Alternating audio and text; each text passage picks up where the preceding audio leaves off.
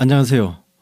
문재인 전 대표를 지지하는 정치 팟캐스트 권갑장의 정치 신세계 오늘 특별한 방송을 준비했습니다. 본격 힐링 방송인데요. 네, 대한민국이 답하다라는 책의 저자이신 문영렬 작가님 모시고 오늘은 따뜻하고 날서지 않은 부드러운 언어로 여러분들의 지친 속을 위로해드리는 그런 컨셉입니다. 문재인 전 대표의 책 대한민국이 묻는다. 여러분들 많이 사 보셨는지 모르겠는데요. 많이 사 보셨겠죠? 예, 이 책을 쓰신 문영렬 작가님 모시고 책 집필하는 과정에서 뒷 이야기라든지 문재인 전 대표와 관련된 우리가 알려지지 않은 이야기들, 다양한 에피소드를 한번 들어보는 시간을 준비를 했습니다. 자, 먼저 윤카피 소장님이 문영렬 작가님 소개 좀 해주시죠. 네, 문영렬 작가님은요 경북 고령 출생이시고요, 불교 방송 기자 그리고 영남일보 논설위원을 역임하셨습니다. 82년에 매일신문 신춘문예에 소설 당선되셨고 82년과 84년 조선일보 신춘문예에 시와 소설이 각각 당선되셨던 당시 이제 문단계 스타였습니다. 장편 소설로 바다로 가는 자전거, 눈먼 사랑, 연적, 어느 이등병의 편지, 굿바이 아마레 등의 작품들이 있고요. 소설집으로는 언제나 갈 수 있는 곳, 슬픔의 마술사 등등의 작품들 쓰셨습니다. 왕성하게 활동하신 분이죠. 네. 자, 작가님 안녕하세요. 네, 안녕하세요. 반갑습니다. 네, 반갑습니다. 네. 예. 우리 작가님 주로 소설을 많이 쓰신 건가요? 이게 소설이 전부 시 소설 동화로 다 등단을 했는데 소설이 훨씬 매력적이에요. 네. 인물을 만들어낼 수 네, 있잖아요. 네, 그렇죠. 네. 그런 점에서 아마 그 문재인 전 대표와의 인터뷰에서도 네. 그 문재인이라는 한 사람의 인물을 가장 정직하고 정확하게 네. 이제 문장으로 드러내는 이건 굉장히 소설가로서도 아주 매력적인 일이었습니다. 네. 그러면 이번 책을 쓰실 때, 네. 예, 원래 소설가로서의 어떤 그런 장점을 좀 살리셔가지고 쓰신 건가요? 어떤가요? 책 한번 컨셉에 대해서 좀 말씀을 해주시죠. 저 출판사하고 처음에 이제 기획해서 저기 왔을 때는 이 대담 중심으로 네네. 하자고 했는데 그 소설가는 뭔가 새로운 것을 네네. 그렇죠. 하고 싶으니까요. 그래서 에세이와 대담을 이렇게 합한 그런 네. 새로운 형식을 추구해보고 네네. 싶었습니다. 그러니까 제가 바라본 그 문 대표의 모습. 네. 그러니까 우리가 말하지 않아도 네. 또는 그 손의 움직임이라든가 눈빛 예. 또는 그 목소리의 그 높낮이 예. 뭐 이런 것들도 다 우리가 문장으로 드러낼 수 있으니까요. 그렇죠, 그렇죠. 네. 예. 네. 그러면 기존에도 사실 대담집 같은 거는 굉장히 많이 나왔잖아요. 그렇죠. 그럼 기존 대담집하고 이번 대한민국이 묻는다의 차이점을 말씀을 해주시죠. 첫째 형식의 차이가 완전히 드러나고요. 네. 중간 중간에 그 사태나 그 관련된 사건에 대한 작가 나름대로의 어떤 해설이 들어가 있고요. 그 다음에 기존 우리가 일반적인 정치인들의 대담을 비롯한 여러 가지 대담들은 상당히 딱딱하죠. 그러나 이 대담 에세이의 경우에는 자신의 기억, 체험, 어떻게 생각했는가, 무엇을 생각했는가, 왜 그렇게 했는가 이런 것과 정치적인 이슈를 구체적으로 연결시키는 그래서 굉장히 쉽고 재미있는 아마 이런 체험을 할 수 있을 걸로 기대하고 있습니다. 네. 네. 제가 책을 읽다 보니까 문 후보랑 여기서 만났다 저기서 만났다 장소를 굉장히 많이 이동을 하세요. 네, 네. 근데 도대체 몇 번이나 만나신 거죠? 8번 8번이요. 만났고요. 그 다음에 우리가 그림을 감상하거나 또 어떤 대상을 바라볼 때 아주 가까이서 볼 수도 있고 멀리서 또 바라봐야 할 때도 있지 않습니까? 그래서 가령 그 홍대 앞이나 여의도나 네. 이런 데서 그 유세할 때 먼발치에서 이렇게 보기도 하고 특히 제가 그 대담하면서 뒤에 저 후기에도 써놨지만 항상 제가 1시간 이상 전에 나갔습니다. 왜냐하면 우리가 그렇지 않습니까? 그 먼저 가서 어떻게 차에서 내리는지 어떻게 걸어 들어오는지 아무도 보지 않을 때 어떤 모습을 하는지 그거 봐야 되거든요. 꼭 연애하는 것처럼 말씀하시는 것 같아요. 그런데 처음에는 이제 이게 당연히 이제 제가 또 기자 생활을 오래 해서 그렇게 했는데 우리 그 어린 왕자에 보면 이런 말 있지 않습니까? 오후 4시에 오면 3시부터 오후 기다린다. 3시부터 행복해지기 시작한다는 그런 말이 떠올랐어요. 1시간 전에 이렇게 기다리면서 좀 그 뒤에 이런 얘기 나오죠. 뭔가 우리가 서로 대담하면서 서로에게 뭔가 길들여지는 것 같은 그런 동질감도 있었고요. 진짜 연애네. 연애하실 것 같은데. 우리 여자랑 만날 때도 그렇죠. 어릴 때는 그랬잖아. 네, 미리 설레는 마음. 미리 나가서 서성서성. 그렇죠. 그러니까 그가 나타났을 때 나무들은 갑자기 어떻게 서 있는지 남들이 달라 보이잖아요. 네, 나무들이 맞아요. 울렁하기도 하고 그렇죠, 예. 다가서기도 하고 또 주변에 지나가는 사람들이 막 반가워서 악수하는 이런 모습들 이런 것들은 굉장히 중요하죠. 사실. 본격 감수성 대담집이야 이거는. 예. 저기 처음엔 좀 어색하지 않으셨어요? 처음에는 그렇게 어색하지는 않았어요. 우선 왜냐하면 제가 이제 걱정스러운 게 있었어요. 네. 워낙 말씀을 길게 안 하신다고 이제 사전에 이야기를 단답형으로요. 들었기 때문에 질문을 좀 길게 해달라는 그런 이야기를 들었거든요. 근데 제가 고민이 많았는데 이렇게 생각을 하다 딱 2가지잖아요. 문재인이라는 이 사람이 어떻게 살아왔는가.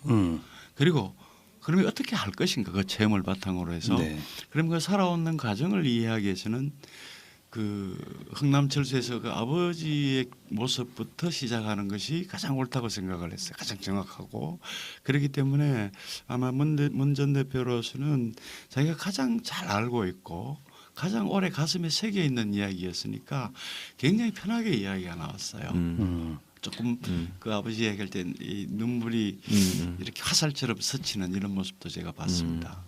그럼 얘기 나온 김에 네.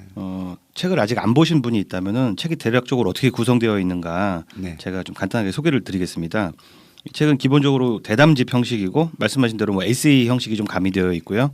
감수성이 뚝뚝 묻어 나오는 쉽고도 감성적인 문장으로 구성되어 있습니다. 결국은 이제 질문하고 답변으로 구성되어 있다고 볼 수 있는데요. 이 질문에 대한민국 누구나가 궁금해할 수 있는 그러니까 평균적인 계층들이 궁금해할 수 있는 질문들로 구성된 게 좀 특징입니다. 그래서 실제로 20대 초반부터 60대까지의 다양한 계층들에게 질문을 모았다고 들었고요. 그걸 이제 카테고라이징 한 것이죠. 이렇게 8개의 카테고리로 되어 있는데 기억, 사람, 광장, 약속, 행복, 새로운 대한민국 이렇게 6개 단락으로 구성되어 있습니다. 근데 보다가 재미있는 게 뭐냐면은 그때 현안들이 또 이 카테고리 안에 또 들어와 있더라고요. 네, 그렇죠. 뭐 촛불 시위라든가 최순실 게이트라든가 선거구역까지 다가온 그런 이야기들이 다 들어있던 것들이 이 책의 특징이라고 볼 수 있을 것 같아요. 그래서 작년 겨울부터 가을인가요? 그렇죠. 10월 말부터였으니까요. 그래서 올해 올 초로 끝나나요? 1월 초까지였습니다. 그 시간도 담겨 있고 또 문재인이라는 사람의 과거, 공약, 생각, 인물 그리고 약속, 비전 이런 이야기들이 잘 담겨 있는 책인 것 같습니다. 이걸 조금 더 자세하게 지금 총 6개 단락으로 구성되어 있는데요. 네네. 그 기억편에서는 문재인의 과거, 성장 과정이 담겨 있습니다. 그다음 사람 편에서는 그 문재인의 브랜드라고 할 수 있는 사람에 대한 생각들 어떤 생각을 갖고 있는지 그다음에 광장 편에서는 이번 촛불 민심하고 각종 현안에 대한 문재인의 생각들을 담았습니다. 그리고 약속 편이 있는데요. 약속 편은 그 문재인의 공약을 조금은 뭐 아주 자세하게는 아니지만 러프하게라도 이렇게 짚어놨습니다. 그다음에 행복 편은 인간 문재인이 생각하는 그 문재인 본인 그리고 국민들의 행복에 대한 생각을 담았고요.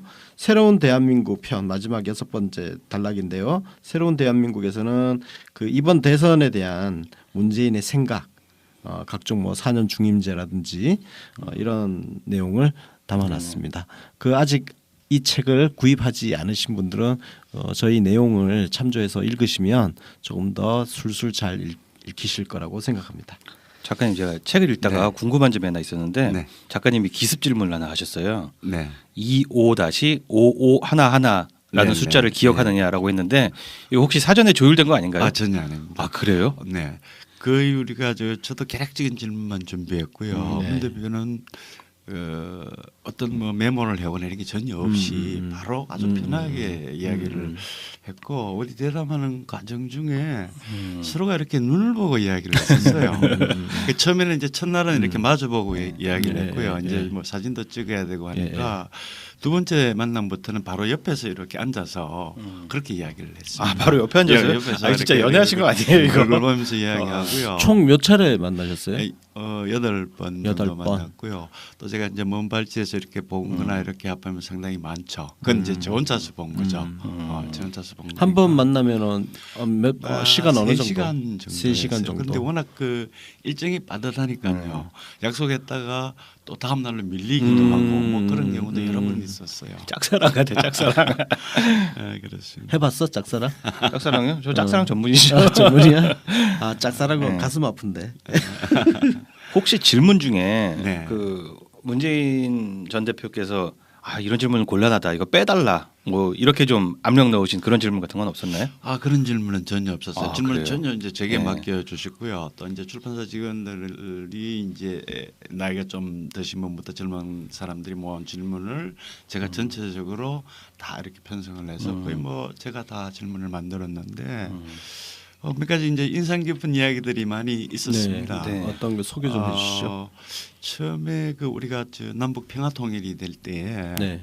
북한에 가면 제일 먼저 하고 싶은 게 뭐냐 개인적으로 예. 물론 이제 부모님을 지금 어머니가 살아 계시면 이제 고향에 가고 또 우리가 통일이 되면 노동 변호사를 하겠다 뭐 그런 이야기도 하셨지만 그 가장 먼저 개인적으로 하고 싶은 게 그 개마고원을 트레킹을 하고 싶다는 말씀. 저도 그거 보고 진짜 역시 근데 제가 문재인이라는 그 생각이 이야기를 들었어요. 듣는 예. 순간 이 뜻밖의 물론 답이죠. 근데 제 머릿속에 저도 한 번도 가보지 못했던 초등학교 때 사진으로만 봤던 그 개마고원의 모습이 머릿속에서 확 펼쳐지는 거죠.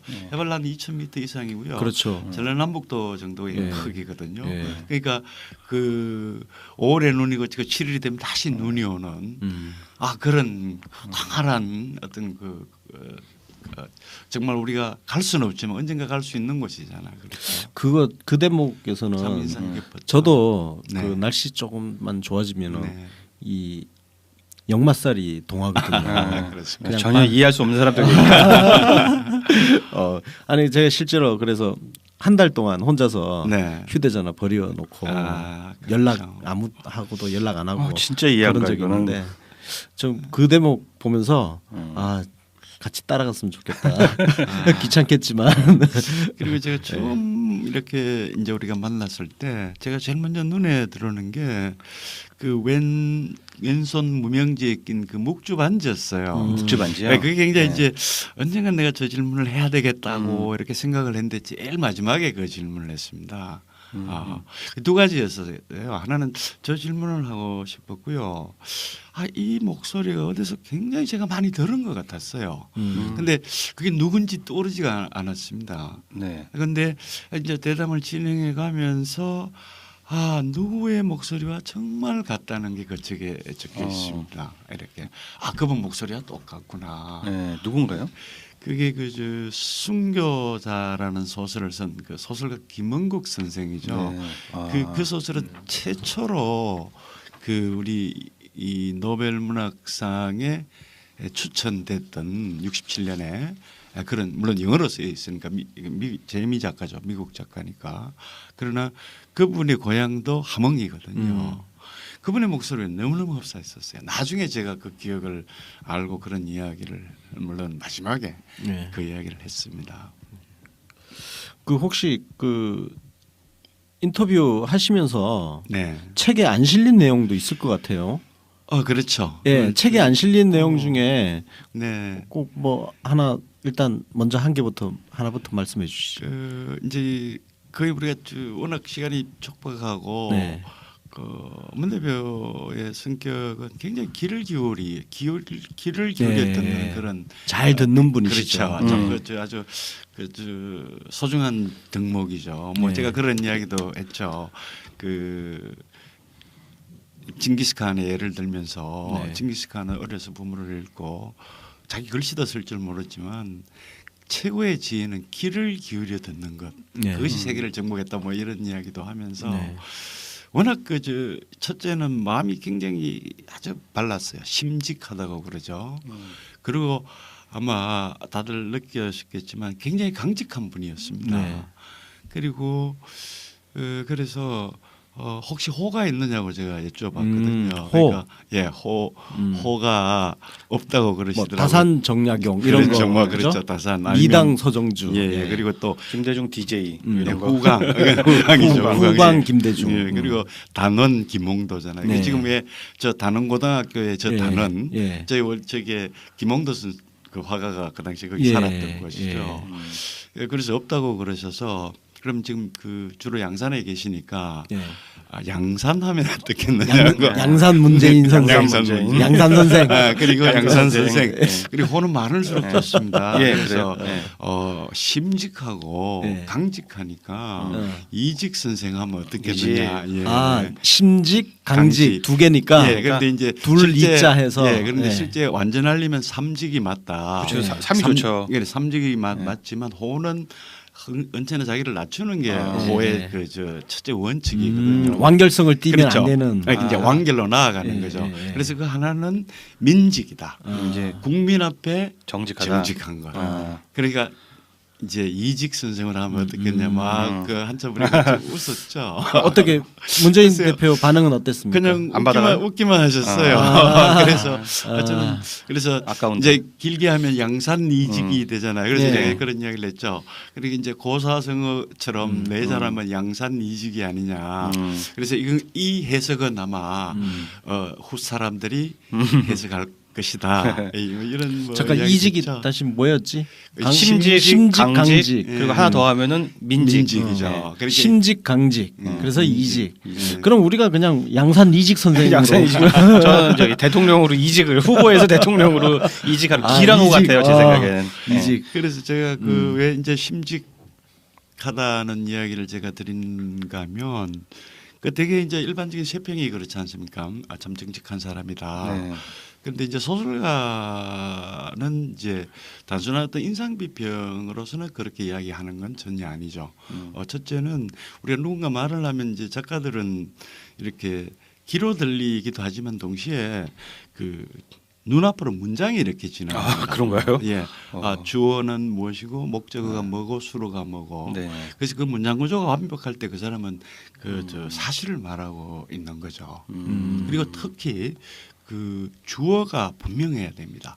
그러니까 저는 이렇습니다. 저는 이렇게 생각합니다. 이거 얘기하니까 이거 굉장히 중요한. 저 새누리당 전매 특허가 주어 없다. 그렇지. 그러잖아요. 그거 생각나네. 주어가 없거나 예. 정직하지 않은 거지. 예, 정직하지 않은 이제 반증이네. 주어가 복수로 쓰이거나 이럴 때는 예. 굉장히 모호하죠. 네. 그러니까 모호한 의미를 일단 정직하지 않으면 주어가 없는 면피를 거네요. 많이 예, 지려고 그렇죠. 하는 그리고 책임을 안 아니면 지려고 이제 하는. 예, 모호한 뭐 우리 이런 말을 많이 쓰면 그건 좀 이렇게 좀 모호하죠. 네. 모호하고 또 한 가지는 그 우리가 정직하다는 것이 한 사람에게만 정직하면 안 되지 않습니까? 그렇죠.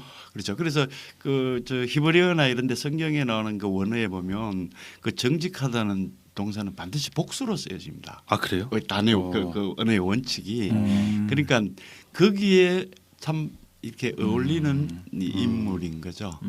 이렇게 제가 쭉 한 20몇 시간 정도의 그 이야기를 통해서 그건 저절로 누구든지 아마 느낄 수 있을 겁니다. 너무 장점만 말씀하신 것 같은데 좀 단점 단점은 없나요? 예. 단점 예를 들면 뭐 노잼이라고 그러죠. 진짜 노잼인가요? 근데 저는 아마 제가 예. 그때도 그 이야기를 하길래 제가 이렇게 이야기했습니다. 아니 저는 재밌는데요. 뭐 조금 좀 어눌하잖아요. 예. 그러면서도 좀 그 수두분하고 귀여운 거? 수두분하죠 목소리가 수두분하면서 그러면서도 원칙에 대해서 굉장히 좀 분명한 그 네. 태도를 가지고 있는 것이 상당히 가만 매력적이었어요. 그런 것은 상당히 매력적이었고 그런데 이제 우리가 원칙이라는 것하고 네. 원리라는 것하고는 다르지 않습니까? 네. 원칙과 원리는 다르다. 원칙은 사회적 조건에 의해서 다수의 합의에 의해서 만들어지는 것 그게 원칙인데 그게 굉장히 충실했죠. 그러니까 어떤 원리를 주장하거나 이런 경우는 굉장히 우리 위험하지 않습니까? 예를 들면 뭐 이슬람 예, 원리주의. 원리주의자라든가 과거 그 스페인이 그 화려했던 시절에 가톨릭 원리주의를 내세워 가지고 수많은 유대인들이 네덜란드 쪽으로 가서 거기서 정말 네덜란드에서 최초로 주식회사가 생기고 선물이 생기고 이렇지 않습니까?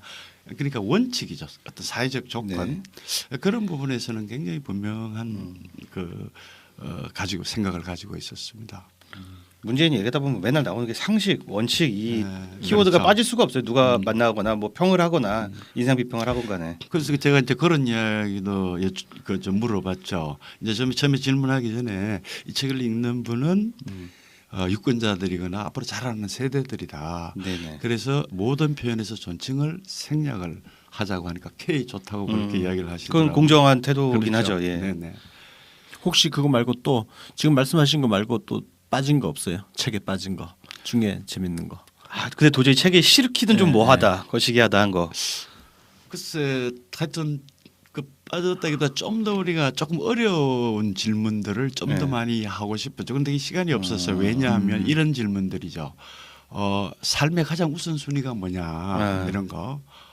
그리고 우리는 어디로 와서 어디로 간다고 생각하느냐 이런 철학적인 질문이에요. 질문.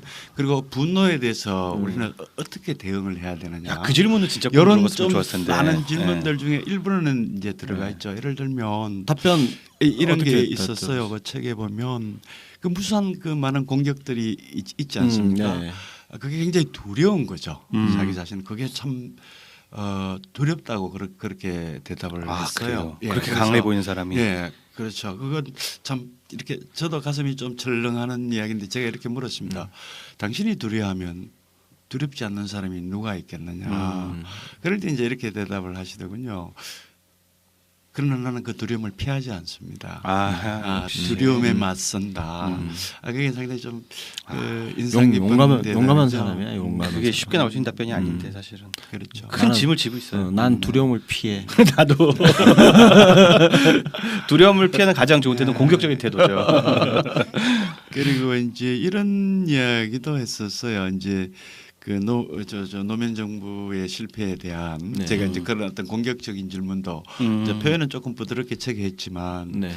그 이길 수 없는 싸움을 했다. 네. 그 이제 언론과의 언론과의 싸움, 관계. 이길 네. 수 없는 싸움을 네. 했다. 적어도 대통령이 된다면 그것은 달라야 된다.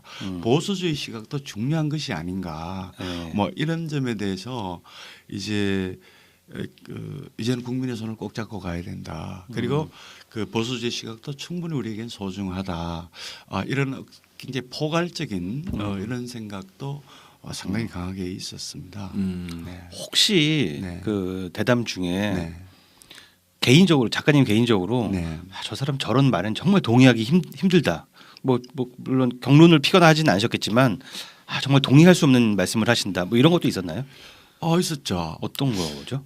제가 이제 정말 동의하는 게 있었습니다. 그래서 네. 좀 전에 그 전화번호 이렇게 하면 네. 바로 그 기억을 하듯이요. 예. 혹시 그 제대할 때 월급 얼마 받았냐고 하니까 바로 대답이 나오더라고요. 4,500원. 제가 그 머리는 제대할 진짜 때 좋은 것 같아요. 병장 월급이 3,800원이었거든요. 그런 게 안 잊혀지죠. 그래서 정말 우리가 같이 이야기하면서 동의하는 것은 이거였습니다. 국가가 국가 안보를 위해서 필요해서 의무병을 징집하지 않습니까? 그러면 다시 국가가 부모 품에 돌려줘야 된다는 거죠. 그렇죠. 무사히 돌려주고 그 네. 안에서 작전 중 전사라든지 네. 아니면 무슨 사고라든지 아니면 또 뭐 자살 이런 것도 있지 않습니까? 그것이 어떤 것이든 국가가 책임져야 한다는 거죠. 저는 뭐 그 국가 저도 그 70년대 말에 군대 생활하면서 그걸 철저히 느꼈어요. 이건 무슨 국가가 책임져야 된다. 그런 부분은 굉장히 서로가 이제 같이 이제 군 경험을 그것도 이제 병사 경험을 해보면 그건 너무 잘 알지만 굉장히 다른 부분이 있었습니다. 예를 들면 지금 이제 이 게이트 사건이라든가 네네. 많은 사람들이 몰랐다든가 네. 모른다고 이렇게 이야기하지 않습니까? 근데 그 문 대표의 생각은 그 책임을 법과 또는 원칙에 의해서 책임을 지어야 된다는 거였고요. 네. 저는 상당히 달랐습니다. 아, 제가 그래요? 이제 예. 오이디푸스 그 신화의 이야기, 우리 오이디푸스의 비극 있죠. 네. 오이디푸스는 그 자기 아버지를 죽이고 자기 어머니를 취하고 거기서 자식을 놓은 걸 사실은 몰랐어요. 네, 어려서 몰랐죠. 버렸기 때문에 예. 몰랐지만 그것을 알고 난 다음에는 스스로 왕관을 내려놓고 그 땅을 떠났습니다. 네네. 저는 그런 생각이었죠. 어.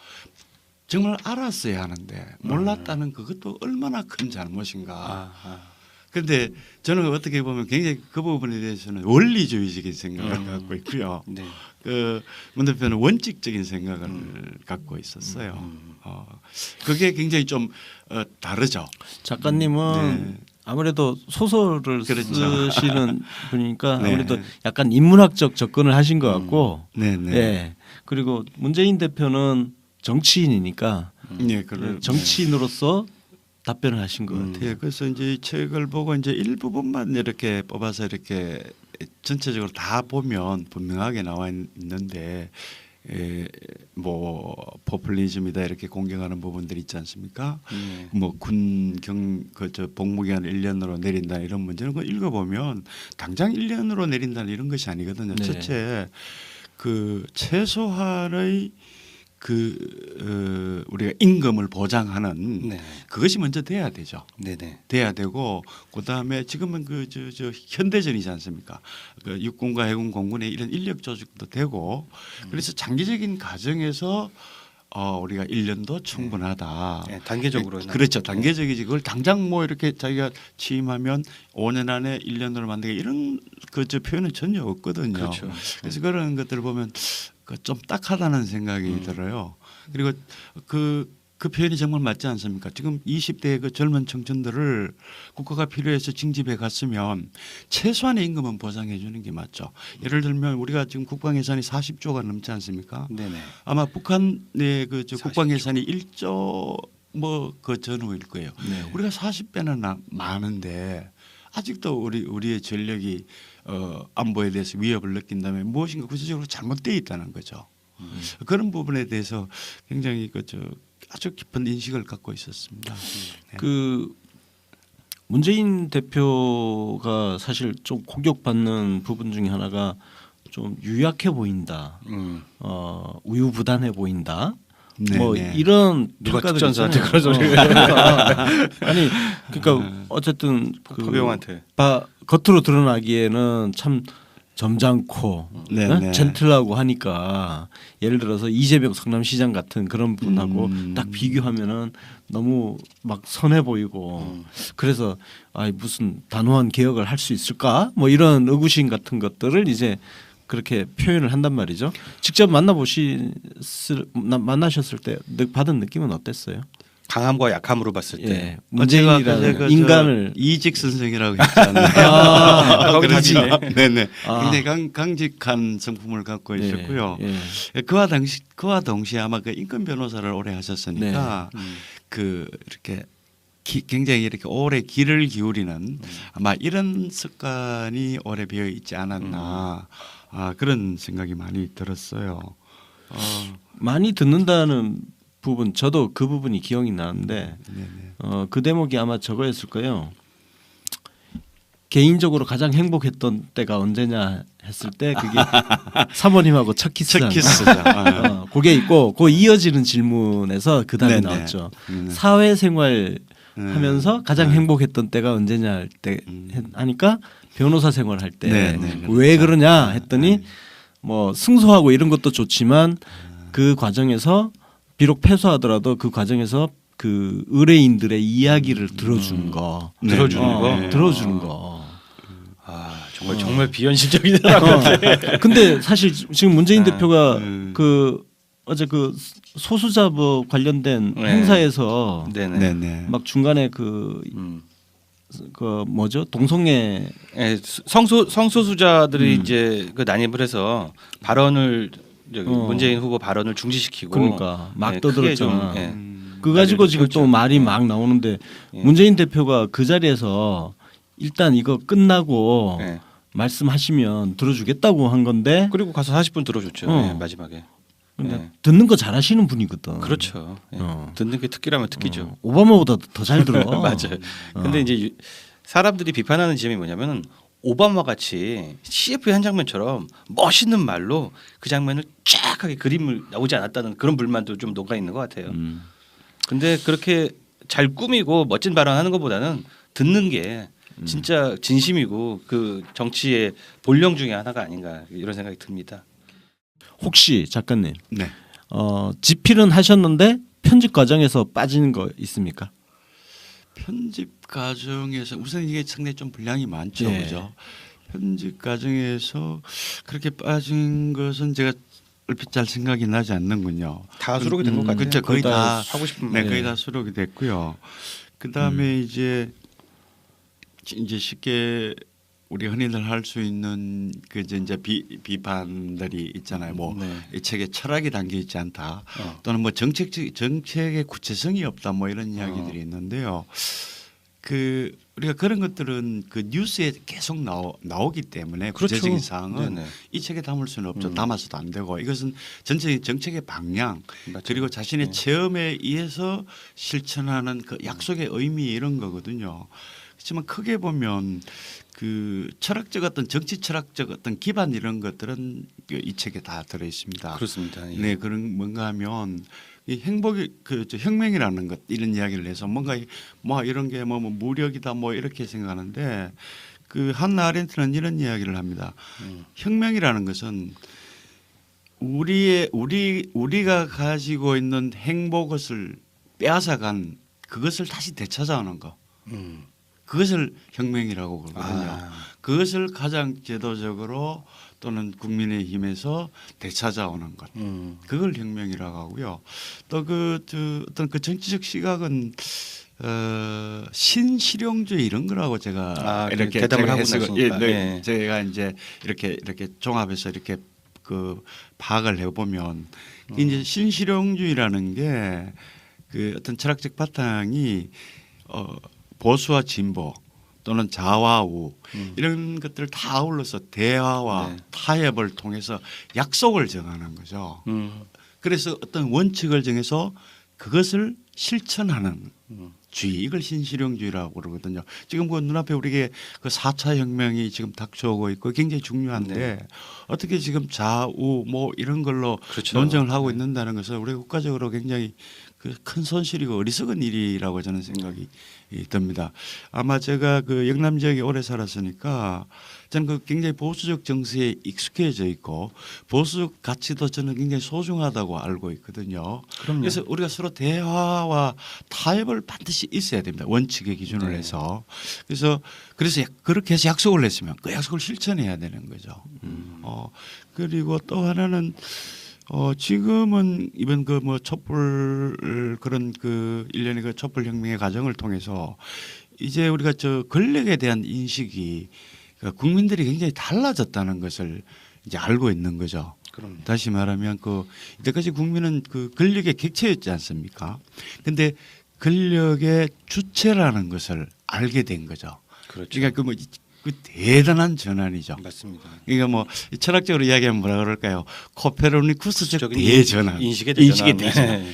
아마 이게 그거를 겁니다. 그래서 저 문 전 대표도 이제 모든 그 새로운 대한민국 또는 제조처나 이것은 국민의 손을 꼭 잡고 함께 가야 한다는 이런 그 인식에서 출발하고 있는 게 이 책의 내용입니다. 아니 그 지금 말씀하신 부분이 제가 책 읽은 네. 게 기억이 납니다. 네. 그 부분에서 문재인 대표가 이렇게 말씀하셨어요. 그 이번 촛불 집회에서 나타난 것은 지난 그 김대중 노무현 10년이 헛되이지 않았다는 거예요. 그렇죠. 그런 네. 내용이. 그 집권 기간 동안 그 시민들이 그 주권자로서의 자기 정체성을 10년 동안 이렇게 어느 정도 인식을 하고 확인을 하면서 또 그 이후에 이명박근혜 10년을 또 이렇게 지나오면서 그게 확 꽃봉오리를 피운 게 이번 작년 11월 촛불 집회 장기간 진행되고 있는 촛불 집회 아니냐 이렇게 말씀하신 대목이 제가 지금 생각이 나는데 작가님 그 저도 고향이 TK인데요. 네. 사실 그 동네 오래 살다 보면 네, 그렇죠. 굉장히 생각이 보수적으로 되잖아요. 그렇죠. 원래 이게 대구라는 곳이 과거에 동양의 모스크바라는 소리를 들을 정도로 굉장히 혁명적 그런 도시였다가 60년대 예. 최초로 생겨져 거기서 생겼죠. 그러니까요. 네. 근데 이제 박정희 정권 이후에 이상하게 우리나라 보수 세력의 본산지가 되어 버렸어요. 그 이제 그 지역에서 오랫동안 사셨는데요. 네네. 아까 전에 그 보수주의도 말씀을 하셨는데 작가님 성향은 어느 쪽이라고 생각을 하세요? 정치 성향? 예. 전 소설가거든요. 예. 그래서 이제 제게 누가 그렇게 물으면 예. 아직도 거기에 머물러 있나 이렇게 이야기를 네. 합니다. 뭐 좌파냐 우파냐 네. 진보냐 보수냐 그렇게 이야기할 때 네. 아직도 거기에 머물러 있나 아직도 네. 그 프레임이 남아 있는가 이런 이야기를 하는데요. 네. 제가 그 이제 대담을 하다가 이제 그것도 책에 빠진 게 하나 있는데요. 네. 그게 뭔가 하면 왜 정치인들은 뭔가 거짓말을 하면 그것을 왜 소설 쓰고 있느냐 이런 식으로 앞으로 말하지 말아달라고 제가 이야기를 했어요. 그래서 예를 들었습니다. 네. 그것은 소설 쓰는 것이 아니고 그것은 거짓말을 하는 것이거든요. 그렇지. 근데 거짓말을 하고 있는 이렇게 해야지. 그래서 거짓말과 소설의 차이점을 제가 이야기를 했습니다. 예, 어떻게? 거짓말은 자기 자신을 위해서 하는 것이고 아, 소설은 허구를 위하는 것입니다. 모두를 네. 즐겁게 하고 새로움을 그러네요. 주는. 예. 그렇죠. 그러네요. 그 소설은 허구거든요. 예. 그래서 이 타락한 세상을 허구를 통해서 진실을 찾아나가는 것이 소설이죠. 그럼 거짓말은 공적인 거짓말은 그렇게 해서 감옥에 가는 것이 거짓말이 결과죠. 그래서 전혀 다르니까 네. 앞으로 소설 쓰고 있는데 그런 말 좀 네. 함부로 쓰면 안 좋겠다. 되는데. 그렇죠. 그런 이야기를 했죠. 문득 또 질문이 생각이 나는데 네. 그러면 혹시 문재인 대표 이 책 쓰기 전에 네. 책 때문에 만나기 전에 네, 네. 문재인 대표를 어떻게 생각하셨어요?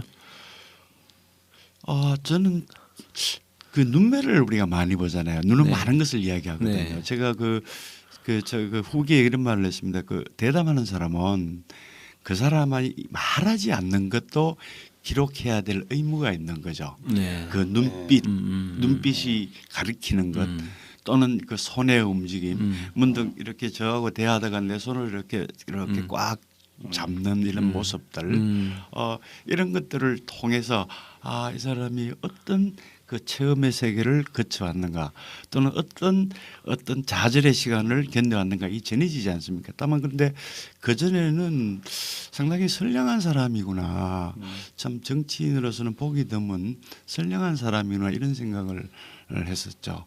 그런데 정말 정치인에게 제일 중요한 덕목은 정직함이지 않겠습니까? 그건 정말 중요합니다. 우리에게 모든 국민들에게. 그리고 그런 사람을 국민들이 지켜줘야 되겠죠. 제가 안 그래도 작가님 그 책을 보면은 네. 그런 애정과 관찰과 그런 관심 같은 것들이 책이 문장에 뚝뚝 떨어져 나와요. 아니 근데 저는 그 예. 의도적으로 편든 건 전혀 없어요. 예. 편든 예. 게 없고 제가 그 사람을 강하면 향한 감정이요. 그렇죠. 예. 가치 중립성이 의해서 네네. 아주 객관적인 자세를 예. 유지했었고요. 예. 다만 제가 굉장히 정성을 들인 부분은 문 대표에 대한 글이 아니고요. 이 책을 읽는 독자들을 독자들에 대한 제 자세였어요. 네. 그러니까 제가 딱 무릎 꿇고 쓰듯이 그렇게 썼습니다. 그 뒤에 보면 이런 게 있죠. 늘 그 원고를 손을 씻었어요. 손을 씻고 아하. 자세를 바로 하고 허리를 딱 펴고. 원고지에 이제- 쓰셨나요? 원고지? 아니요, 이제 물론 타이핑으로요? 노트북으로 작업을 하는데 그렇게 이렇게 선물하듯이 독자에게. 네, 한번 봐주십시오. 이것은 정확하게 기록한 것입니다. 제가 본 대로 예, 느낀 대로. 예, 그렇죠. 그러면 그 질문을 준비를 하셨을 것 같은 질문 준비는 어떻게 하셨어요? 이게 질문 보면은 뭐 20대에서 60대까지 다양한 연령층 뭐 계층의 목소리를 대신 그분들의 생각을 대신 묻는 뭐 그런 컨셉인 것 같던데. 우리가 이제 예. 그 평범한 사람들 제일 제가 첫 관점은 우리가 그 평범한 사람들이죠. 네. 평범한 사람들. 그러니까 하루의 일상이 소중하고 네. 가족이나 직업을 위해서 열심히 애쓰는 그런 평범한 사람들이 가장 관심 있는 것이 무엇인가. 네. 그게 우리 모두의 또 관심사이지 않겠습니까? 네네. 그렇죠. 그리고 제대로 알아야 제대로 뽑기 때문에 그래서 무슨 제가 기초로 한 건 그 참고 자료는 그 전에는 운명이라는 책 그거 한 건이었고요. 네. 그 다음에 우리가 누구든지 일상적으로 궁금해하는 질문들 네. 그것을 기초로 제가 다 만들었죠. 혹시 그 이게 조금 돌아왔는데요. 네. 책 제목이 대한민국이 묻는다잖아요. 네, 네. 이 제목은 어떻게 작가님이 직접 붙이신 지금 거예요? 이제 여러 아니면- 제목이 있었는데 아마 출판사에서 처음에 이런 기획으로 이제 여러 혹시 뭐 제목 중에서 작가님께서 생각하신 제목은 제가 따로 생각한 제목은 조금 달랐어요. 뭐였습니까? 물론 이제 문재인의 약속이었습니다. 아. 저는 그걸로 참 하고 싶었어요. 저 그게 더 마음에 드는데. 네, 그렇습니까? 문재인의 근데, 약속 어, 이게 더 좋은 것 같은데. 왜냐하면 출판사가 원래 마음대로 이름을 지어요. 아니 아니죠. 진짜. 이 제목도 굉장히 좋죠. 네. 이 제목 굉장히 크고 문재인의 약속이 더 좋은데? 좋은데 이 제목도 이 제목이 전 더 좋아요. 대한민국 문제 이게 더 좋은데 제가 이제 왜 그 약속을 그냥 제가 생각한 게 아니고 어느 날 그 첫눈이 오는 날이었어요. 네. 홍대 앞에서 거기 이제 이렇게 거리에서 이렇게 촛불 들고 이렇게 할 때 먼발치에서 이렇게 봤는데 이게 눈이 이렇게 마치 그 흰 물감을 뿌리듯이 푹푹푹 뿌리는 사이 이렇게 서 있는 모습이 마치 그 저 왜 세안도 있죠. 추사 선생의 나오죠. 예. 세안도 같은 그런 모습이었어요. 그리고 그 세안대에 보면 제가 이 글에도 잠깐 써놨지만 장무상망이라는 글씨가 이렇게 인장이 찍혀 있습니다. 네. 우리 서로 오래도록 잊지 말자 이런 뜻이죠. 그게 이제 제자한테 주는 글인데 그게 제가 이렇게 생각이 나더라고요. 그래서 세안도의 약속처럼 그렇게 비록 그 왜 그 잎이 다 지고 난 뒤에 겨울이 오면 비로소 그 송죽이 푸른다는 것을 안다 뭐 이런 뜻이죠, 그죠? 그래서 바로 그런 모습이었죠. 그 운치 있다. 예, 그래서 뭐 너무 좀 문학적일 수도 있는데요. 예, 사실 그러나 그 문학적인 그 표현이 가장 구체적인 표현일 수 있습니다. 우리 현실을 해석하는. 제가 카피라이터 출신인데 아, 제가 보기에는 그렇습니까? 카피적으로도 아주 훌륭한 제목인 것 같아요. 그렇습니까? 그래서 근데 이 대한민국 문단은 지금 이 시점에 네. 참 어울리는 그런 이제 국민들이 제목이죠. 답답하고 어딘가에 참 지금 그렇죠. 대안과 길을 묻고 싶은 상황인데 네. 그걸 또 관통한 제목인 것 같습니다. 그래서 한번 둘이 이렇게 같이 거리를 걷고 있는데 웬 할머니가 이렇게 딱 달려오시더니만 이래 안기듯이 손을 잡고 이렇게 사진을 같이 찍자 그러더라고요. 그건 저 그때 뭐 그렇죠. 생각납니다. 네. 그건 우리가 뭔가 정말 그리워하고 우리가 너무 힘들다는 걸 단적으로 드러내잖아요. 그러니까 언어로 드러내는 게 아니죠. 몸으로 네. 드러내는 거죠. 근데 그것을 소설가는 언어로 우리가 기록해내야 되는 거니까요. 청취자 여러분 저기 처음에 이 스튜디오 안으로 그 작가님 들어오시는데 저는 사실 영어 배우 들어오시는 줄 알았어요. 키도 훤칠하시고 날씬하시고 거기에다가 예. 동그란 안경 예. 너무 멋들어지게 예, 패션도 너무 좋으시고 코트가 너무 잘생기셨어요. 코트가 예, 좋은 거. 그래서 문재인 대표하고 같이 투샷으로 나오면은 진짜 이거는 100만 불짜리 사진인데 책에 예. 투샷이 있었던 것 같은데. 있었어요. 네. 근데 네. 처음에 그 정말 출판사 잘 쪽에서 어울리는. 저하고 좀 자꾸 얼굴이 닮았다고 네, 느낌이 비슷해요. 그러더라고요. 네. 근데 저는 지금 겨울이잖아요. 네. 겨울에 오면 정말 신비한 게 있습니다. 전 겨울에 오면 제가 옷을 몇 개 입는지 아무도 모릅니다. 추위를 많이 탔어요. 그러세요?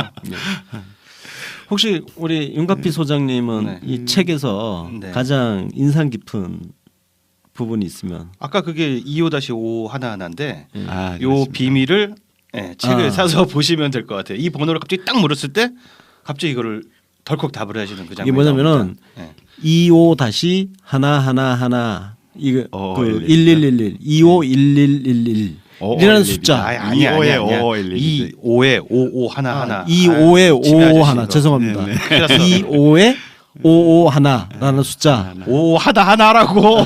네, 네. 아이고. 그러니까 55 하나. 그래요. 이 숫자의 비밀을 아시려면 책을 읽어보시면 됩니다. 예, 사보시면 책에, 알 수 있습니다. 책이 답이 있고요. 전화는 하지 마시고 그 번호로.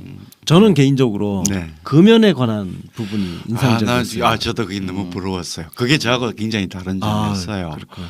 35년을 피시다가 제가 30년 피웠거든요.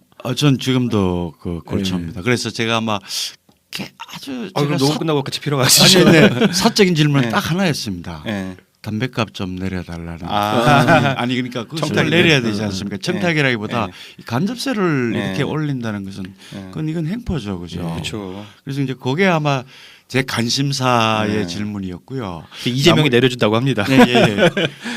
그 당연히 누가 되든지 그건 내려야 됩니다. 그런데 그 외에는 정말 우리가 궁금해하는 그런 질문들이었는데 이게 크게 이렇게 이제 그 앞으로의 그 그리고자 하는 세계를 요약하면 저는 이렇게 이야기를 했어요. 그때 기자회견 할때 이안 삼평일신이다. 그게 뭔가 하면 이안은 두 개의 그 안이죠. 안전함. 첫째는 안전한 나라를 만들겠다는 거죠. 왜 우리가 그 정말 우리가 개인적인 잘못이 없는데도 뭔가 어디가 실종이 되거나 세월호처럼 죽음을 당하게 되거나 갑자기 길을 가다가 싱크홀이 내려앉거나 이런 것들은 국가가 잘못한 거거든요. 안전한 시스템을 만들어주지 못했기 때문에. 그래서 안전한 나라.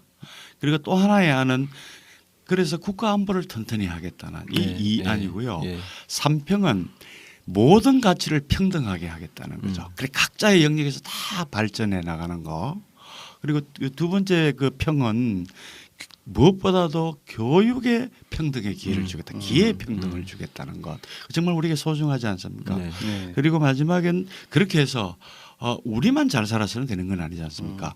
뭐 아프리카라든가 이런 여러 가지 난민 문제가 있으니까 국제 세계 평화에 이바지하는 그런 기초를 만들겠다. 이게 이제 삼평이 되고요. 그래서 새로운 대한민국을 만들겠다. 그래서 이 철학적 기반이 신실용주의다. 아마 그런 말씀을 하셨어요. 신실용주의. 그렇죠. 예. 북핵 문제를 해결할 수 있다면 네. 나는 지옥이라도 가겠다. 이런 자세죠. 그죠? 네. 그래서 그렇게 우리가 이제 이렇게 해석할 수 있죠. 그래서 일부에서 그 뭐 퍼플리즘이다 또는 뭐 철학이 없다 이런 것은 이 책을 좀 더 한 번 더 잘 보시면 일단 재미있으니까요. 술술술 예, 재미있고 또 이 책 덕분에 순교자도 많이 이제 팔린다고 합니다. 그래요. 예, 예. 순교자? 이제 그 닮았다고 목소리 닮았다고. 아니 목소리도 닮았지만 그 순교자가 우리가 아마 그 한국 전쟁을 그 장편 소설로 쓴 것 중에 가장 완성도가 높은 세계 최고의 소설이 순교자거든요. 실제 우리가 한국 전쟁을 겪었지만 한국 소설에 대한 그 한국 전쟁에 대한 소설은 별로 없습니다. 거의 없어요. 네. 저는 그냥 그 광장 최인훈의 광장이 그렇죠. 생각이 나네요. 한국 전쟁. 이거는 이제 그 전쟁 당시에 어떤 그 기독교적 세계관, 구원의 문제 이걸 이 전쟁을 배경으로 이렇게 있었으니까 정말 멋진 소설이죠. 저 혹시 그럼 작가님 마지막으로 그 독자들한테 좀 해주실 독자들 이 책을 읽는 독자들께 뭐 한번 마지막으로 해주시고 싶은 말씀. 그 우리가 보통 그 정치인의 어떤 생각이나 대담, 어떤 그런 책이 아니고 그 한 사람의 인생에 대해서 우리가 충분히 알아볼 수 있다는 거죠. 그리고 굉장히 그 구조 자체가 처음과 끝이 일목요연하게 정치인 문재인이 아니고 존재 자체로서 이렇게 다가오는 것을 아마 느끼게 될 겁니다. 네. 저도 뭐 저기 추천사 한마디 하고 싶은데요. 2012년 대선 때는 우리가 문재인의 운명이라는 책과 함께 어려운 시기를 건너왔습니다. 그러니까 그 책이 문재인을 이해하는데 거의 유일한 단서였고 그렇죠. 정보였고 약간 위로였는데 단 문제는 뭐냐면은 그 운명이라는 책이 너무 아파. 너무 아프고 너무 힘들고 괴로움을 사실 주는 책이기도 합니다. 근데 이번에 새로 나온 대한민국이 묻는다 이 책은 함께 2017년 대선을 가고 또 희망을 얘기하고 미래를 예측하기에 좋은 가볍고 산뜻하고 힐링이 되는 책이라는 생각이 들어요. 그러면서도 인간 문제에 대한 정보가 가득 차 있어서 가끔가다가 뭐 이런저런 뭐 잘못된 정보와 맞선다든가 또 이 사람에 대해서 알아보려고 할 때 너무나 많은 빼곡한 정보가 들어있어서 함께 대선을 싸워볼 만한 그런 책이라고 생각이 듭니다. 그래서 추천드리고 싶습니다. 저도 이제 마지막으로 말씀을 드리면 그 운명이라는 책은 윤가피 소장이 이야기한 대로 좀 아프죠. 네, 아픈 책이에요. 그 책은 그러니까 문재인이라는 한 정치인을 놓고 보면 2012년 운명은 사실 국민들 손에 이끌려 나온 거예요. 그 네. 책 자체도 이끌려 나오는 그런 흐름이잖아요. 네, 맞습니다. 이끌려 나온 거라면 지금 2017년에 나온 대한민국이 묻는다 이 책은 문재인이 지금 국민들한테 손을 내밀고 있습니다. 같이 갑시다. 같이 갑시다. 완전히 새로운 나라를 만드는 길에 나와 함께 갑시다라고 국민들한테 지금 손을 내미는 그런 책인 것 같아요. 그리고 네. 확실히 그 운명은 수동적이었다면 대한민국이 묻는다는 굉장히 능동적이고 적극적인 맞습니다. 문재인을 만날 수 있는 그런 책. 온전한 예. 문재인을 만날 수 있는 책이라고 네. 할 수 있을 것 같아요.